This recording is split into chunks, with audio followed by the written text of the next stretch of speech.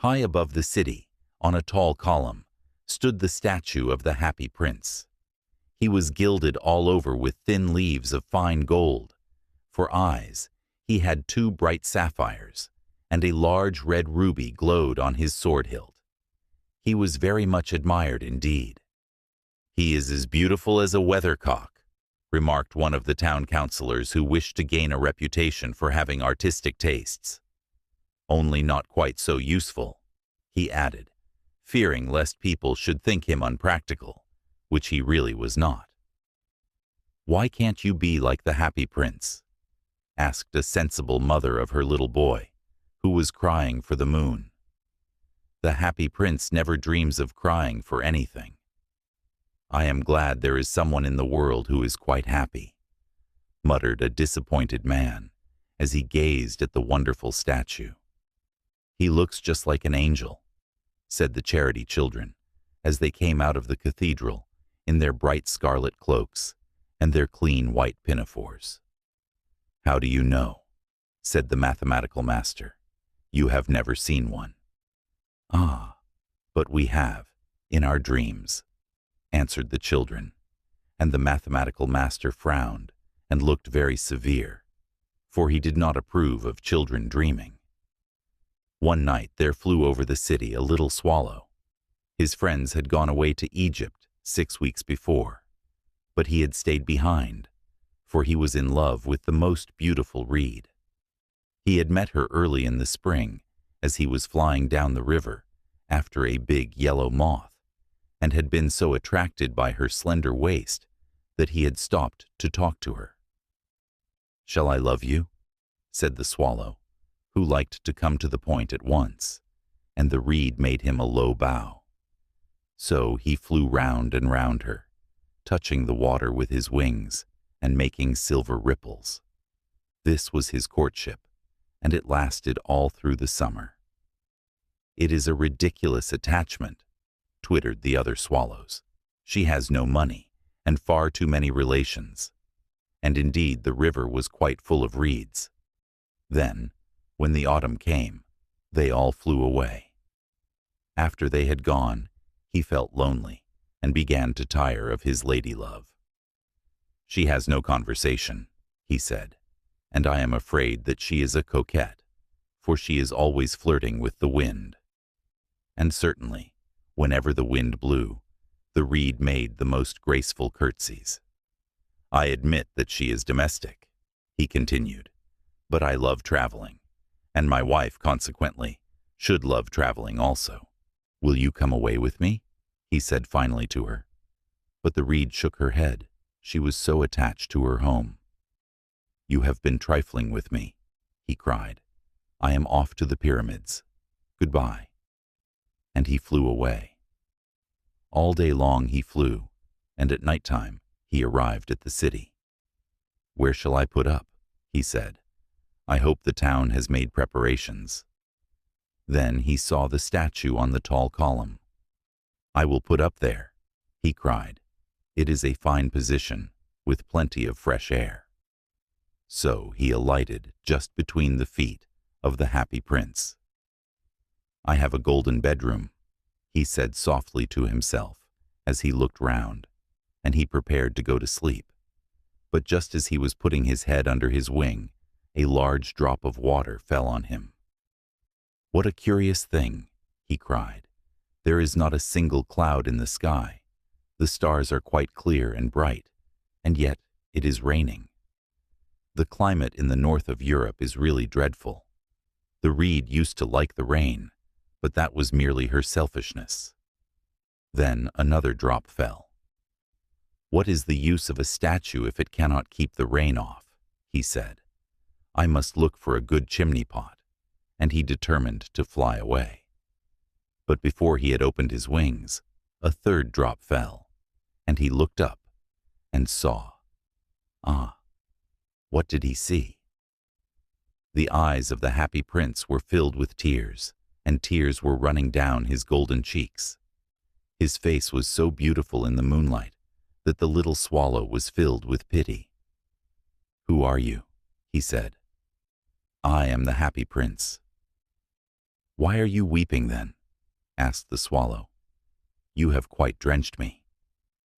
"When I was alive and had a human heart," answered the statue, "I did not know what tears were, for I lived in the palace of Sans Souci, where sorrow is not allowed to enter. In the daytime I played with my companions in the garden, and in the evening I led the dance in the great hall. Round the garden ran a very lofty wall, but I never cared to ask what lay beyond it. Everything about me was so beautiful. My courtiers called me the happy prince, and happy indeed I was, if pleasure be happiness. So I lived, and so I died.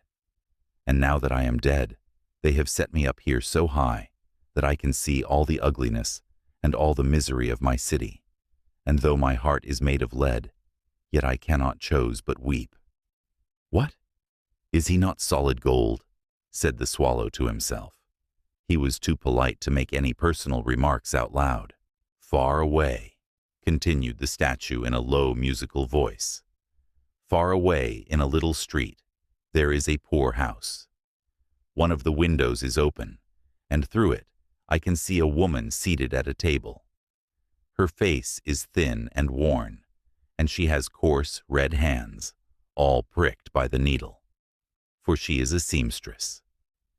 She is embroidering passion flowers on a satin gown for the loveliest of the Queen's maids of honor to wear at the next court ball. In a bed in the corner of the room, her little boy is lying ill. He has a fever and is asking for oranges. His mother has nothing to give him but river water, so he is crying. Swallow, swallow, little swallow, will you not bring her the ruby out of my sword hilt? My feet are fastened to this pedestal, and I cannot move. I am waited for in Egypt, said the swallow. My friends are flying up and down the Nile and talking to the large lotus flowers. Soon they will go to sleep in the tomb of the great king. The king is there himself in his painted coffin. He is wrapped in yellow linen and embalmed with spices. Round his neck is a chain of pale green jade, and his hands are like withered leaves. Swallow, swallow, little swallow, said the prince, will you not stay with me for one night and be my messenger? The boy is so thirsty, and the mother so sad. I don't think I like boys, answered the swallow. Last summer, when I was staying on the river, there were two rude boys, the miller's sons, who were always throwing stones at me. They never hit me, of course. We swallows fly far too well for that. And besides, I come of a family famous for its agility. But still, it was a mark of disrespect. But the happy prince looked so sad that the little swallow was sorry. It is very cold here, he said, but I will stay with you for one night and be your messenger. Thank you, little swallow, said the prince. So the swallow picked out the great ruby from the prince's sword and flew away with it in his beak over the roofs of the town. He passed by the cathedral tower, where the white marble angels were sculptured. He passed by the palace and heard the sound of dancing. A beautiful girl came out on the balcony with her lover. How wonderful the stars are, he said to her, and how wonderful is the power of love. I hope my dress will be ready in time for the state ball, she answered. I have ordered passion flowers to be embroidered on it, but the seamstresses are so lazy. He passed over the river and saw the lanterns hanging to the masts of the ships. He passed over the ghetto and saw the old Jews bargaining with each other and weighing out money in copper scales. At last he came to the poor house and looked in. The boy was tossing feverishly on his bed, and the mother had fallen asleep. She was so tired. In he hopped and laid the great ruby on the table beside the woman's thimble.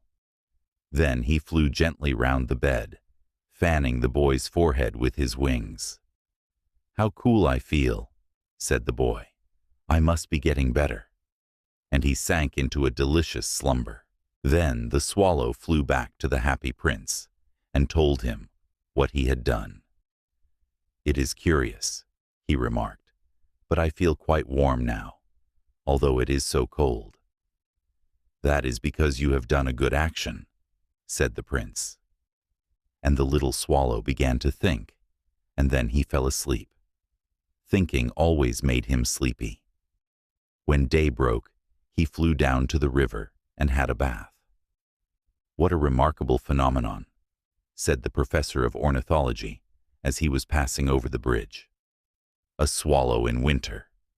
And he wrote a long letter about it to the local newspaper. Everyone quoted it.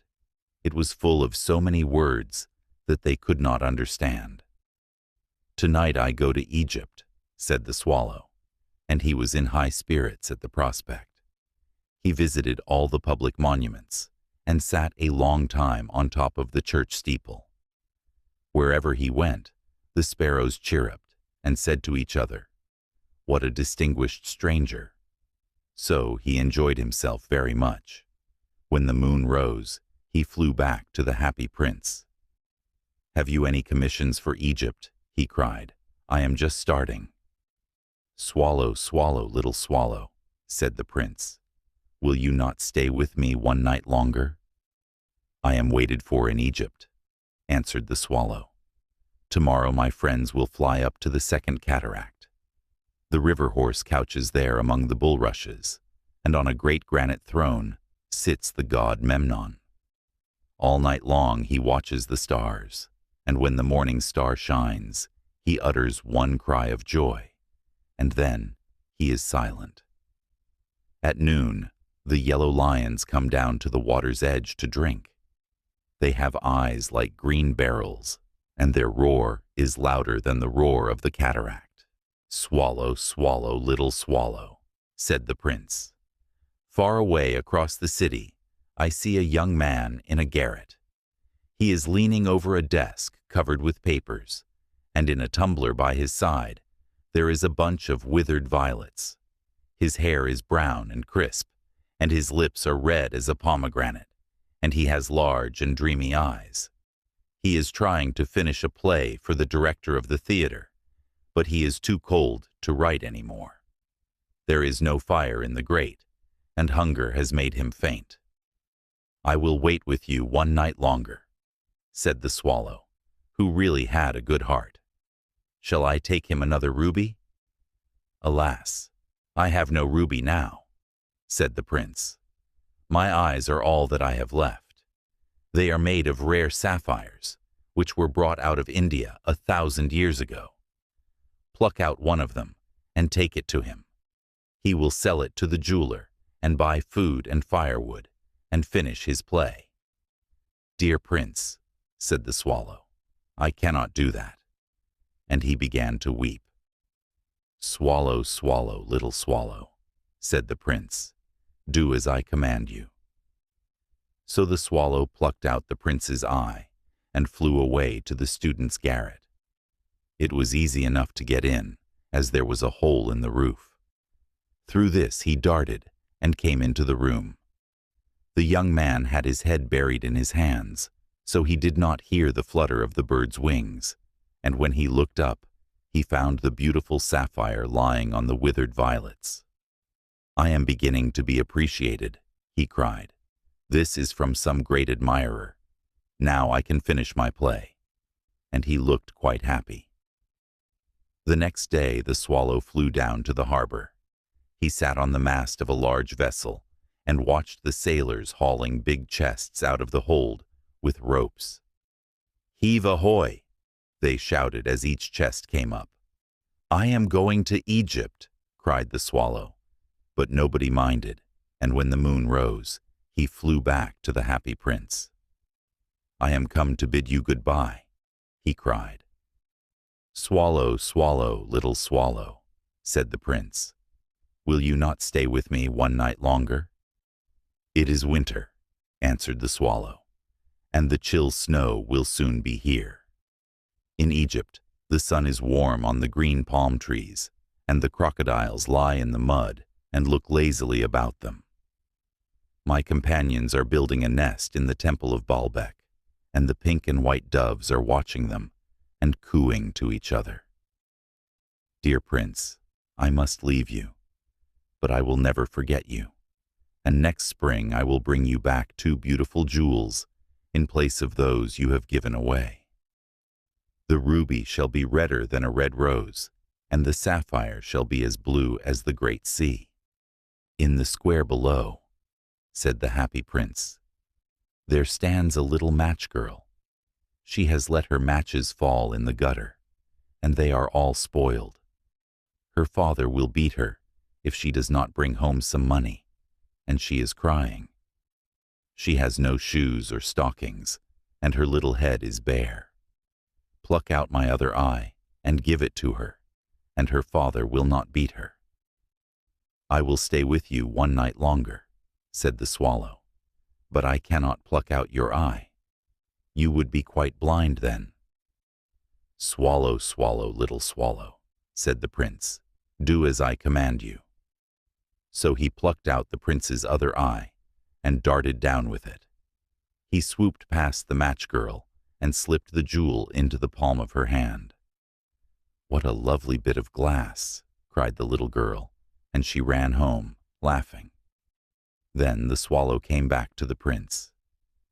You are blind now, he said, so I will stay with you always. No, little swallow, said the poor prince, you must go away to Egypt. I will stay with you always, said the swallow, and he slept at the prince's feet. All the next day he sat on the prince's shoulder and told him stories of what he had seen in strange lands. He told him of the red ibises, who stand in long rows on the banks of the Nile and catch goldfish in their beaks, of the Sphinx, who is as old as the world itself and lives in the desert and knows everything, of the merchants who walk slowly by the side of their camels and carry amber beads in their hands, of the king of the mountains of the moon, who is as black as ebony and worships a large crystal, of the great green snake that sleeps in a palm tree and has 20 priests to feed it with honey cakes, and of the pygmies who sail over a big lake on large flat leaves and are always at war with the butterflies. Dear little swallow, said the prince, you tell me of marvelous things, but more marvelous than anything is the suffering of men and of women. There is no mystery so great as misery. Fly over my city, little swallow, and tell me what you see there. So the swallow flew over the great city and saw the rich making merry in their beautiful houses, while the beggars were sitting at the gates. He flew into dark lanes and saw the white faces of starving children looking out listlessly at the black streets. Under the archway of a bridge, 2 little boys were lying in one another's arms to try and keep themselves warm. How hungry we are, they said. You must not lie here, shouted the watchman, and they wandered out into the rain. Then he flew back and told the prince what he had seen. I am covered with fine gold, said the prince. You must take it off, leaf by leaf, and give it to my poor. The living always think that gold can make them happy. Leaf after leaf of the fine gold the swallow picked off, till the happy prince looked quite dull and gray. Leaf after leaf of the fine gold he brought to the poor, and the children's faces grew rosier, and they laughed and played games in the street. We have bread now, they cried. Then the snow came, and after the snow came the frost. The streets looked as if they were made of silver. They were so bright and glistening. Long icicles like crystal daggers hung down from the eaves of the houses. Everybody went about in furs, and the little boys wore scarlet caps and skated on the ice. The poor little swallow grew colder and colder, but he would not leave the prince. He loved him too well. He picked up crumbs outside the baker's door when the baker was not looking and tried to keep himself warm by flapping his wings. But at last, he knew that he was going to die. He had just strength to fly up to the prince's shoulder once more. "Goodbye, dear prince," he murmured. "Will you let me kiss your hand?" "I am glad that you are going to Egypt at last, little swallow," said the prince. "You have stayed too long here, but you must kiss me on the lips, for I love you." "It is not to Egypt that I am going," said the swallow. "I am going to the house of death. Death is the brother of sleep, is he not?" And he kissed the happy prince on the lips and fell down, dead, at his feet. At that moment, a curious crack sounded inside the statue, as if something had broken.